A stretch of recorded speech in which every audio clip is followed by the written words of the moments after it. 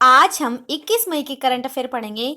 Current affair हर exam के लिए important है, चाहे वो यूपीएससी का एग्जाम हो, एसएससी का एग्जाम हो या कोई भी स्टेट लेवल का एग्जाम हो। 21 मई के करंट अफेयर में आज का जो पहला क्वेश्चन है वो है, विश्व मधुमक्खी दिवस कब मनाया गया? ऑप्शन दे रखे हैं 20 मई, 15 मई, 17 मई, इनमें से कोई नहीं। तो इसका जो आंसर है वो होगा 20 मई को विश्व मधुमक्खी दिवस बनाया गया। ये दिवस क्यों बनाया जाता है?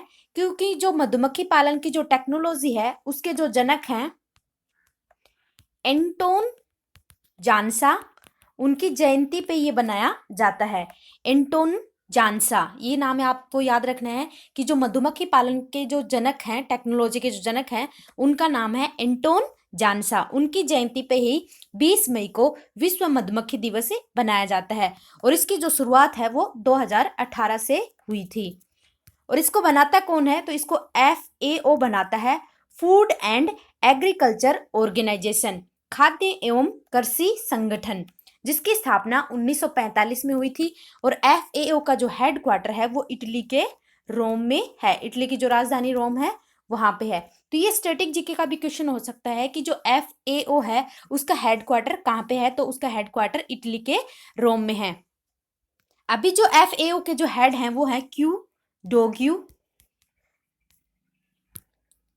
नेक्स्ट क्वेश्चन है कि हाल ही में 19 के सभी संक्रमित मामलों के ठीक होने के बाद कोरोना मुक्त कौन सा केंद्र शासित प्रदेश बना है? तो ऑप्शंस दे रखे हैं जम्मू कश्मीर, लद्दाख, चंडीगढ़, इनमें से कोई नहीं। तो इसका जो आंसर है वो होगा, अभी लद्दाख कोरोना मुक्त हुआ है। वहां पे टोटल 43 केस थे और जो कि सभी ठीक हो गए हैं, इसलिए वो क्या हो गया? कोरोना मुक्त हो गया लद्दाख। अब लद्दाख के बारे में पढ़ते हैं। लद्दाख के जो उपराज्यपाल हैं या जो लेफ्टिनेंट गवर्नर है वो है राधा कृष्णन माथुर। जो लद्दाख है वो 31 अक्टूबर 2019 को एक केंद्र शासित प्रदेश बना है। पहले 7 ही केंद्र शासित प्रदेश थे, अभी 2 और ऐड हो गए, टोटल 9 हो गए। तो अभी जो 2 ऐड हुए हैं वो 31 अक्टूबर 2019 को ऐड हुए हैं, एक जम्मू कश्मीर और एक लद्दाख। जो जम्मू कश्मीर के जो लेफ्टिनेंट गवर्नर है उनका नाम है गिरीश चंद्र मुर्मू। तो अभी ये कोरोना मुक्त हुआ है, तो और कौन से ऐसे जो स्टेट हैं जो कोरोना मुक्त हैं? पहले है अरुणाचल, जहां पे एक केस था, वो अब कोरोना मुक्त है। अंडमान निकोबार, लद्दाख, मेघालय, दमन एवं द्वीप, लक्षद्वीप एंड सिक्किम, ये राज्य कोरोना मुक्त हैं।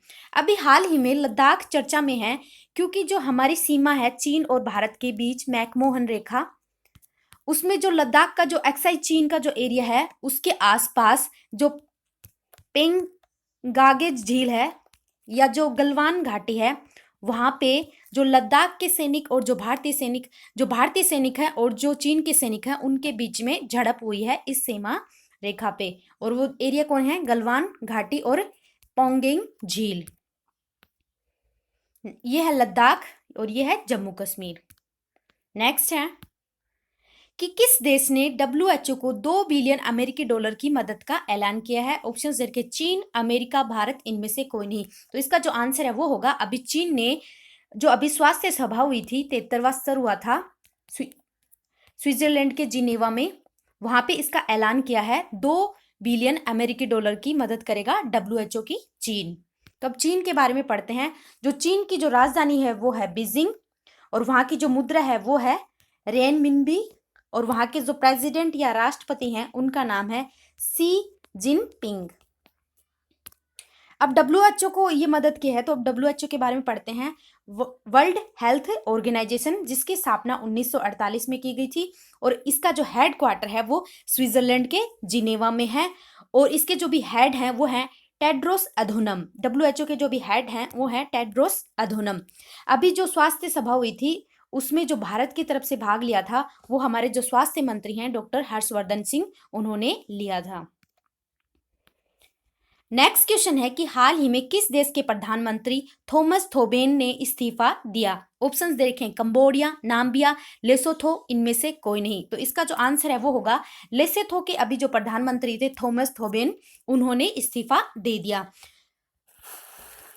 उनपे अभी ये शक है कि उन्होंने अपनी पत्नी का मर्डर किया था, तो इससे वहां पे क्या हो गया? राजनीतिक संकट आ गया और उसकी वजह से इन्होंने इस्तीफा दे दिया। और अभी वहां के जो अभी अंतरिम प्रधानमंत्री बने हैं वो बने हैं मोइकेत्सी मोजोए, जो कि वहां के वित्त मंत्री थे, उनको अभी अंतरिम प्रधानमंत्री बनाया गया है। तो अब लेसोथो के बारे में पढ़ते हैं। इसकी जो राजधानी है वो है मासेरू और मुद्रा है वो है लेसोथो लोटी। और ये दक्षिण अफ्रीका जो महाद्वीप है उसका एक देश है लेसोथो। ये है थॉमस थोबेन जिन्होंने अभी इस्तीफा दिया है।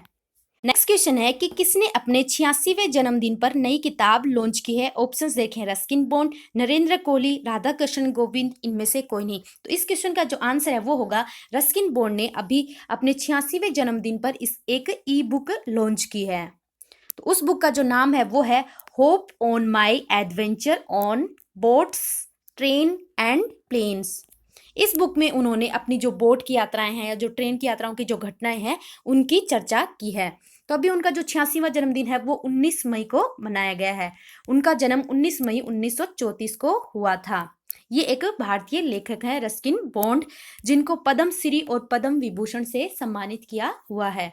ये है रस्किन बॉन्ड।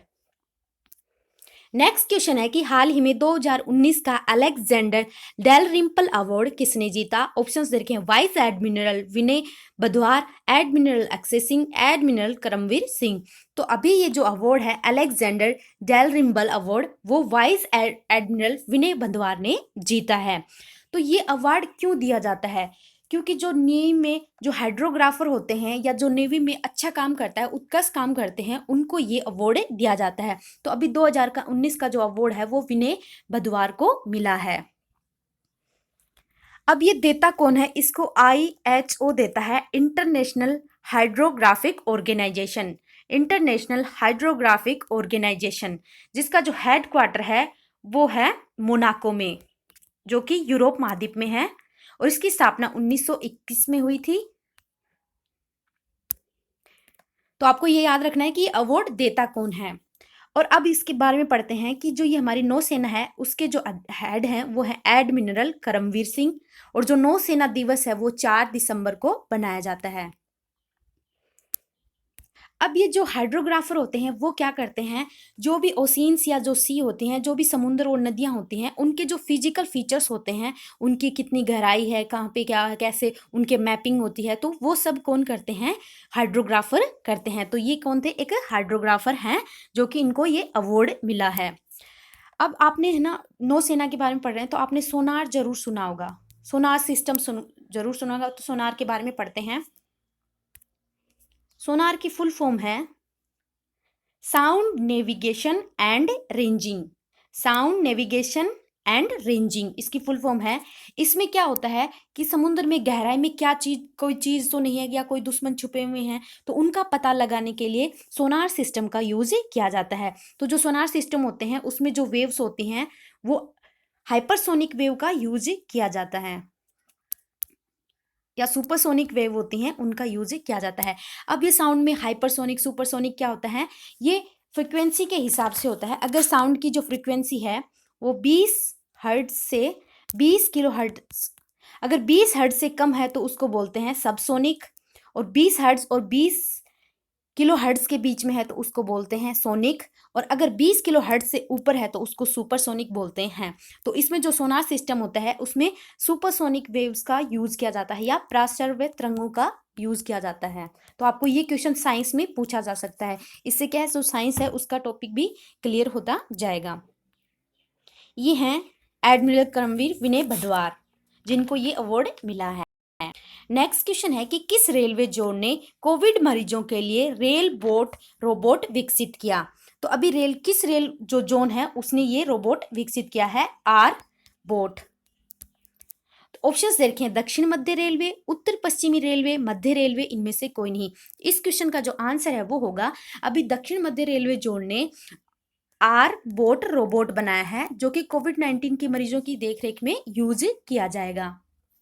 ये मतलब ऐसा है कि इससे पता चल जाएगा कि किस जो मरीज है उसका टेम्परेचर ज़्यादा हो रहा है, किसको कब मेडिसिन देनी है, तो ये अपने आप मेडिसिन दे देगा। ये एक ऑटोमेटिक या आर्टिफिशियल इंटेलिजेंट बेस पे ये एक रोबोट बनाया है। तो ये दक्षिण मध्य रेलवे में बनाया है। तो अब इसके बारे में पढ़ते हैं। अब पहले रेलवे के बारे में पढ़ते हैं। जो पहली रेल है वो कब चली थी, ये क्वेश्चन स्टैटिक जीके में पूछा जा सकता है। तो जो पहली रेल है वो भारत में 16 अप्रैल 1853 में चली थी। और कहाँ से कहाँ चली थी, तो महाराष्ट्र से ठाणे चली थी 34 किलोमीटर। और अभी हमारे जो केंद्रीय रेल मंत्री हैं वो हैं पीयूष गोयल। और जो इसके अध्यक्ष हैं, इसके बोर्ड के जो अध्यक्ष हैं, रेलवे बोर्ड के अध्यक्ष, वो हैं विनोद कुमार यादव। और हमारे रेलवे में टोटल 18 जोन हैं। 18 जोन हैं। और जिसमें अभी ये जो रोबोट है वो दक्षिण मध्य रेलवे ने विकसित किया है। तो अब जो दक्षिण मध्य रेलवे है इसका जो हेडक्वार्टर है वो सिकंदराबाद में है। सिकंदराबाद में है। और इसके जो महानिदेशक है, महाप्रबंधक हैं किसके, दक्षिण मध्य रेलवे के, वो हैं गजानन माल्या। दक्षिण मध्य रेलवे के जो महाप्रबंधक हैं उनका नाम है गजानन माल्या। ये ऐसा रोबोट बनाया है।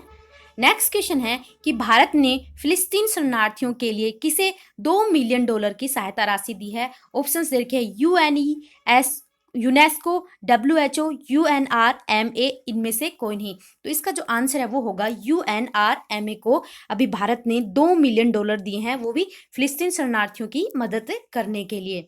अब ये फिलिस्तीन शरणार्थी क्या हैं, जो फिलिस्तीन देश है उसमें 1948 में युद्ध हुआ था। तो उस युद्ध में क्या हुआ, वहाँ के जो रहने वाले थे वो देश छोड़ के कहीं और रहने लग गए। तो उनकी मदद करने के लिए ही ये सहायता राशि भारत के द्वारा दी गई है। अब ये UNRM क्या है, इसकी फुल फॉर्म है United nation relief and work agency. United nation relief and work agency. और इसका जो हेडक्वार्टर है वो जो जॉर्डन के अमान में है, जो जॉर्डन देश है उसके अमान में है। और इसके जो भी हेड हैं वो है क्रिश्चियन सॉन्ड्रस। क्रिश्चियन सॉन्ड्रस। नेक्स्ट क्वेश्चन है, बाय मिस्टेक यहाँ पे W आएगा, ये गलत टाइप हो गया। नेक्स्ट क्वेश्चन है